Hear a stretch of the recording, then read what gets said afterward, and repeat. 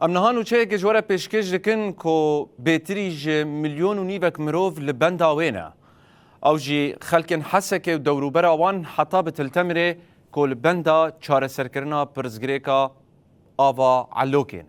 اف ستاسیون هان کو 10019 و جپشتی ایریشن داگرکریا ترکیه لدجی سرکانی و گری سپی ایدی هاتیه سکناندن خلک نما دکارن آوا و خوارنه جوه داره ور بگرن دوه شانده که ناب نتوایی آه بشد نابرا یونیسف و همجی خاچا سور آن ناب دولتی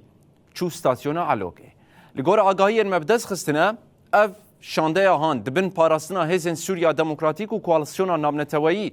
گهاشتنه ستاسیونه لگور آگاهی تایبت ین کو مبدز خواه آنینه اف شانده ها بش به هفکاریا تیمن پسپور این ریوبریا خو سر پلان دکن کو کهربه بگینن ستاسیونه و همو پرزگره کنمه چاره سر بکن و بری داویا ساله ستاسیونه بخبتینن.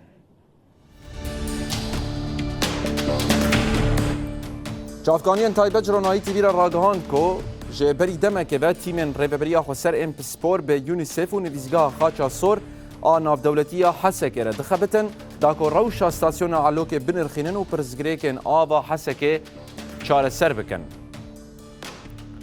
لگور آگاهی مبدز خستنه اولکاریا بیشانده بریا هفکاریا هبش آهزن سوریا دموکراتیک و کوالسیون نامنتوی بیکاتیه و برنگکی اول شانده گهاشتی ستاسیونه.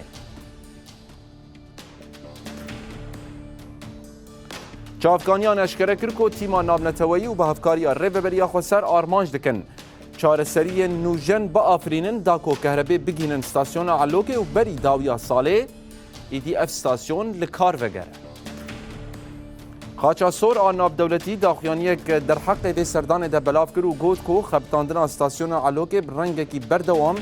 ده دمک دریج بخوازه لی او پابندن کو دامار جیانی وگرینن و آرامی مسوگر بکن. هر وکی یونیسف جی گوت کو او آرمانج دکن کهربه بستاسیونه و بگهینن